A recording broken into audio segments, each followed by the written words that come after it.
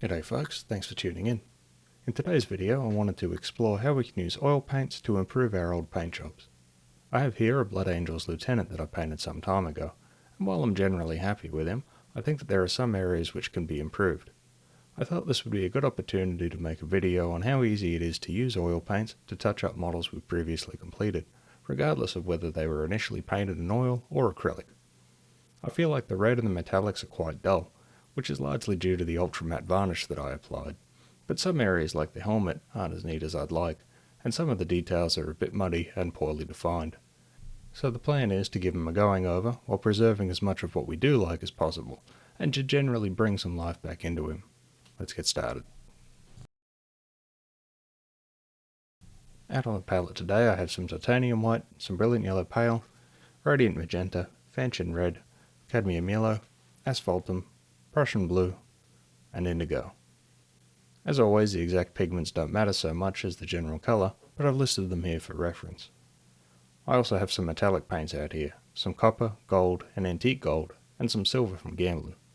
These non-silver metallics are all made with Green Stuff World pigment powders, and some linseed oil. Now if you don't have these or prefer to use acrylic metal paints, then those will absolutely suffice, but since this is an oil painting series, I wanted to show you some of the possibilities here. I want to work on the metallics first.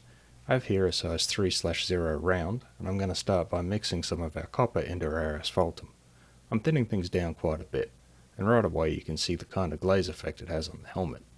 I'm doing this for two reasons: to bring back some definition by letting that glaze run into the recesses, and to give our subsequent layers something to blend to. Now if you are touching up your own golds, you can achieve a lot with just an oil wash. It's a common technique among hobbyists for good reason, but we're looking to do something a bit more. Similarly for the silver, I'm mixing in some indigo to help create my initial glaze and to bring some life into my faded metals.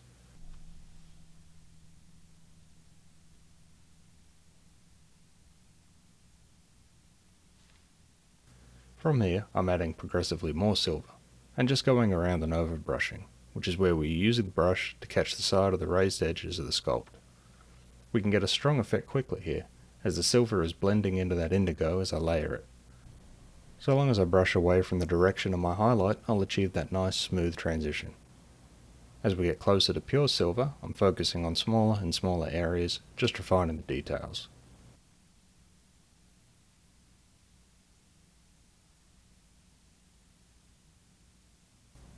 And here I'm doing the same with the gold, using more of that copper, and eventually the gold itself. While I'm going over those areas, I'm not starting from scratch. I'm letting a lot of the existing paint work for me, in addition to the glaze itself.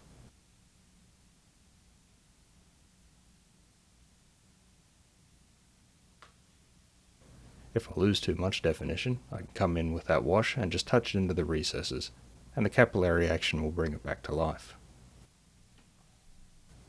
One trick to highlighting gold is to use silver for the brightest highlights. Here we're just catching the edges with the side of the brush, and getting a single specular highlight on the curved surfaces. From here, it's just a matter of refining, going back and forth until you're happy.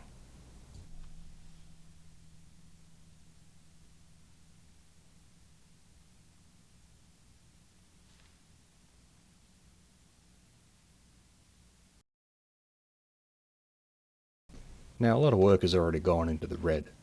You can see the areas are light and dark, and the specular and edge highlighting, and I don't want to lose all that. But I also want the red to be more vibrant than it currently is. So we'll again use glazes to do most of our heavy lifting. By glazing a more saturated red over the armour, it should increase the saturation without obscuring any of our detail. A lot of red paint leans towards transparent, which will help us here, but if yours is opaque, then you can add more thinner to get a similar result. Now you may be wondering why I do this with oils instead of acrylic. For me, the biggest reason is flexibility. If I put on too much paint, like I'm doing here, I can literally wipe it away using a makeup sponge or something similar. All that's left is a tint of that red, and my underlying work is preserved. Now if I didn't want it there at all, I put some thinner on my sponge and take it all away completely. This is one of the many reasons I love to use oils. They're incredibly forgiving. Now let's get to glazing. It always helps to test things first, in an area that's easy to clean if you're not happy with the result. You can see that I'm just slapping it on to get a sense of how much I can get away with here. Even if it pulls into the vents, the transparency and thinness of the paint still lets that dark through. Of course, I could sop all this up with my brush if I wanted to, but let's move forward. Similarly, the painted shadows and highlights of the leg are preserved, and I'm left with a much more vibrant leg than the surrounding armour.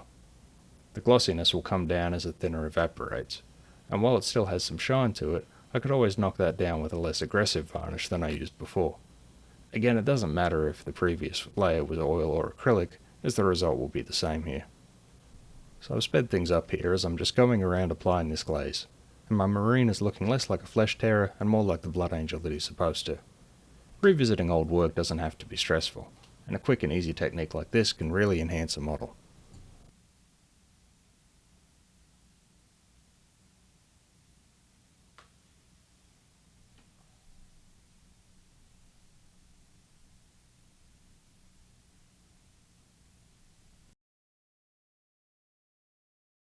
So I noticed in doing this that I'd actually missed a purity seal before, but that's okay because I was going to redo them all anyway.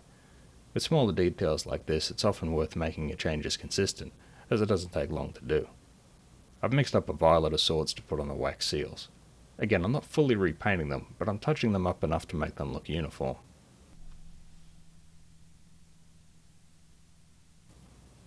I felt the scroll work could stand a bit brighter, as the dark text is hard to read against it. A bit of asphaltum and brilliant yellow pale gets us to a nice off-white, and here I'm really pushing the value to make the subsequent text stand out. If I do spill over, I can just blend it away.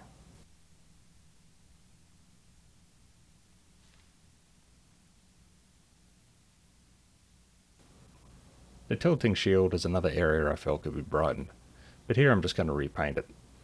Now you could absolutely start with glazes and see where it takes you, but I wanted to show you some more of that versatility that oils gives you. Right away I've decided that the yellow is too bright, so a touch of asphaltum in the mix brings it way down. But now I'm worse off than where I started. Now I could wipe it away and reset, but this mistake could also be an opportunity. By adding some brown into my red, I can work both sides at once, bouncing back and forth between them, keeping their values relative to each other. I can also apply some of my brighter colour to areas where light would gather, and use a clean dry brush to blend smooth gradients in seconds. In a couple of minutes the shield is more in line with the rest of the model, and ready for my freehand, which we'll come back to in a bit. Now the black is very straightforward, but I wanted to include it for completion. Here I've made a black by mixing brown and indigo, and added some white to bring it up to grey. And picking out those edges to make everything pop more, I can go back in with my darks to further reinforce things, or to tidy up mistakes.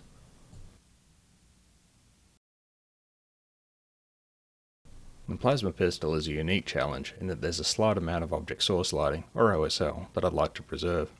Unfortunately, in varnishing, everything turned into a matte smudge, so let's use the techniques we've already looked at to see if we can salvage it.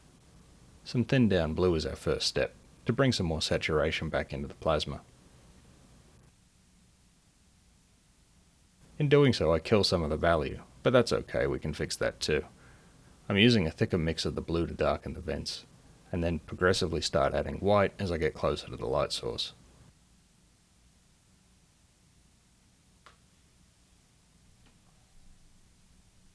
I can also use the side of my brush here to catch the edge of the frame where the light would fall.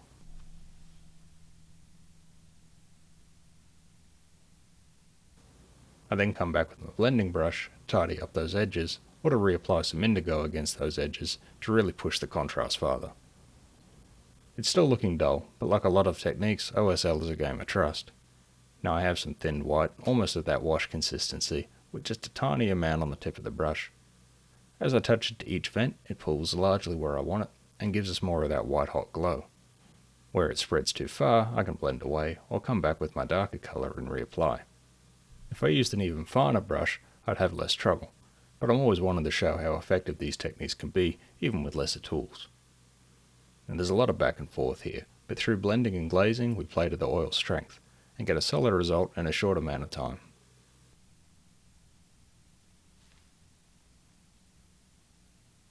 One last edge highlight along the frame, and things are looking better. Now again, we can always come back to our blending brush and tidy things up.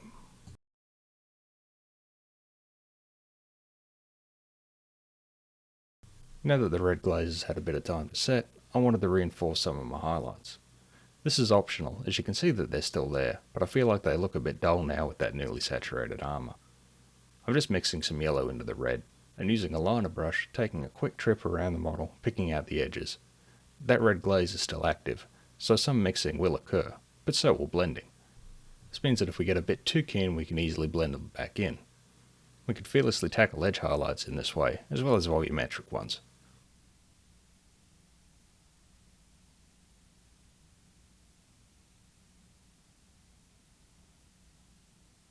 If at any stage you're concerned about one area interacting with another, like the reds on the golds, you could always break up a project like this.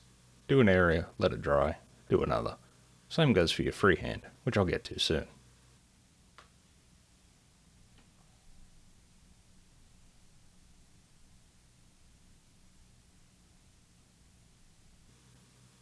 A bit of radiant magenta and brilliant yellow pale brings that orange up into a pale peach.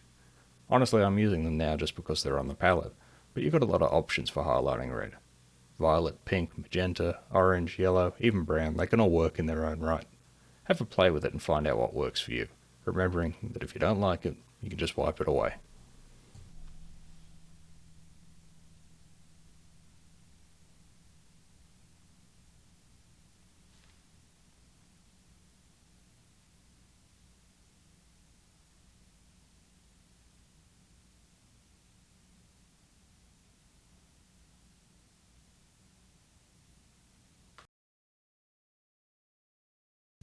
Now to the freehand.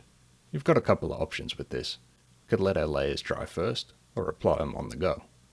Honestly, there's very little drawback to doing freehand with oils over a dried surface, as you can wipe away mistakes without worrying about that underlying area.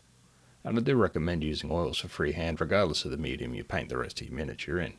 But if you press for time or want your freehand to look a bit more integrated, we can do a wet into wet.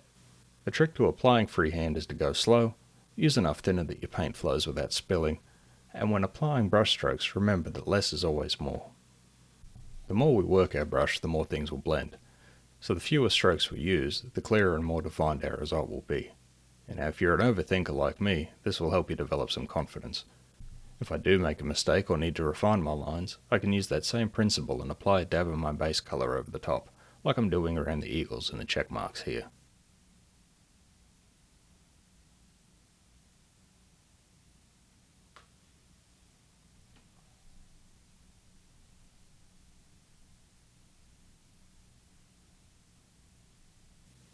Here you see me trying the same thing with the scroll work, but I'm not that good at my lettering just yet.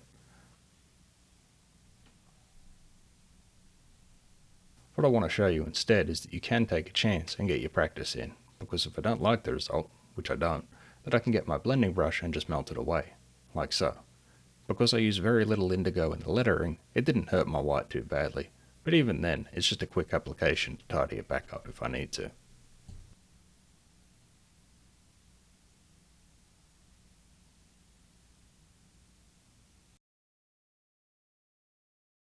I know freehand can be stressful for a lot of folks, so I wanted to wrap this up with some relaxing pinline washing.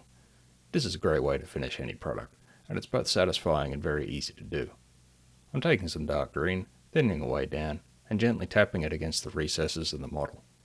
The paint will flow into those spaces, and the pigment will settle there, giving us a strong definition between elements like the plates in the armour. And, like always, if I spill any, I can just sop it back up. If you do any one thing from today's video, I recommend this step, as it'll enhance any paint job with very little time and effort.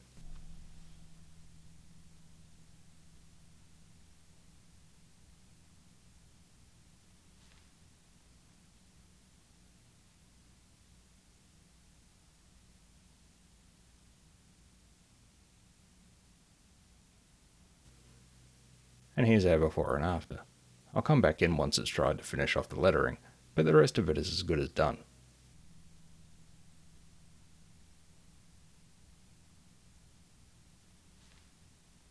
So I want to say thank you very much for joining me here today. I hope you found this helpful and that it inspires you to try out oils. If you're not sure that you want to paint a whole model from scratch, taking an old mini like this one and applying these techniques with a few colours is a great way to get familiar with the medium. I reckon you'll be surprised at how easy it is to get a good result and how easy and rewarding the oils are to use. If you do have any questions about any of the products or techniques I've talked about today, or have a topic you'd like me to cover in a future video, please let me know in the comments below. Again, thanks very much for being here, and take care.